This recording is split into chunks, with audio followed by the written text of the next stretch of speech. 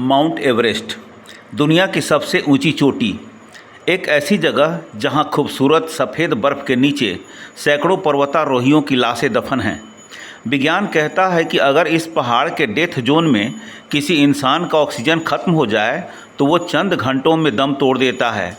लेकिन मई 2026 के अंत में इसी एवरेस्ट की छाती पर कुदरत के सारे नियमों को चुनौती देते हुए एक ऐसा चमत्कार हुआ जिसने पूरी दुनिया को झकझोर कर रख दिया।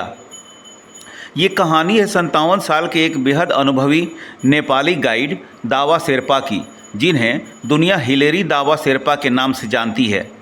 एवरेस्ट फतह करने के बाद जब वे नीचे उतर रहे थे तो अचानक उनका ऑक्सीजन खत्म हो गया। सांसें उखड़ने लगी, पैर सुन्न होने लगे और वे अपनी टीम से पूरी तरह बिछड़ गए।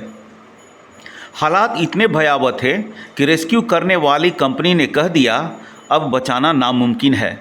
काठमांडू में उनके रोते बिलखते परिवार ने उम्मीद छोड़ दी और भारी मन से उनके अंतिम संस्कार की तैयारियां तक शुरू कर दी थीं। हर कोई मान चुका था कि दावा शेरपा अब इस दुनिया में नहीं रहे, लेकिन पहाड़ों का वो बेटा हार मानने को तैयार नहीं था। कैंप 3 के ऊपर करीब 7,500 मीटर की उस जानलेवा ऊंचाई पर दावा शेरपा अकेले अपनी ज़िंदगी की जंग लड़ रहे थे। शुरुआती 2 दिनों तक उनके पेट में अन्न का एक दाना नहीं गया। जब प्यास से गला सूखने लगा तो उन्होंने वहाँ जमी हुई सख्त बर्फ़ को चबाना शुरू किया। बर्फ़ इतनी ठंडी और सख्त थी कि उनके दांतों में असहनीय दर्द होने लगा, लेकिन जिंदा रहने की जिद के आगे वो दर्द भी छोटा था। तभी किस्मत ने एक और क्रूर चाल चली। नीचे उतरते हुए वे अचानक एक गहरी बर्फीली दरार में जा गिरे। 2.5 दिनों तक वे उस अंधेरी बर्फीली काल कोठरी में फंसे रहे, जहां मौत उनके बेहद करीब खड़ी थी। कहते हैं जब भगवान को बचाना हो तो आपदा भी रास्ता बन जाती है। उस दरार के अंदर अचानक एक भयंकर हिमस्खलन हुआ। ऊपर से गिरती बर्फ़ दावा शेरपा के लिए मौत बन सकती थी, लेकिन वही बर्फ़ उस दरार में भरने लगी और सीढ़ी बन गई। दावा ने उसी बर्फ़ पर पैर रखा और मौत के उस कुएं से बाहर आ गए।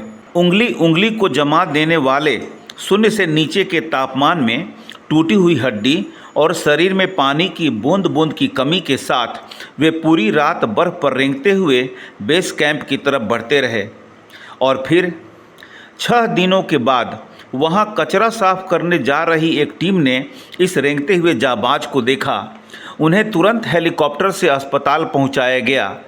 जब काठमांडू के अस्पताल में दावा शेरपा की पत्नी दामू और बेटी मेंदो ल्हामू ने उन्हें जिंदा देखा तो उन्हें अपनी आंखों पर भरोसा नहीं हुआ। रोते हुए उनकी पत्नी ने कहा, मैं यकीन नहीं कर पा रही कि वे कैसे जिंदा लौट आए। खुद दावा शेरपा कहते हैं, मुझे नहीं लगा था कि मैं बचूंगा, मुझे लगा मेरी मौत वहीं होगी। एवरेस्ट के इतिहास में 300 से ज़्यादा लोग अपनी जान गंवा चुके हैं, लेकिन 6 दिनों तक बिना ऑक्सीजन और बिना शेल्टर के मौत को हराने वाले दावा शेरपा की ये कहानी एक रेस्क्यू नहीं बल्कि इंसानी हौसले, जिद और चमत्कार की वो दास्तान है जो सदियों तक याद रखी जाएगी। सलाम है इस जांबाज शेरपा को।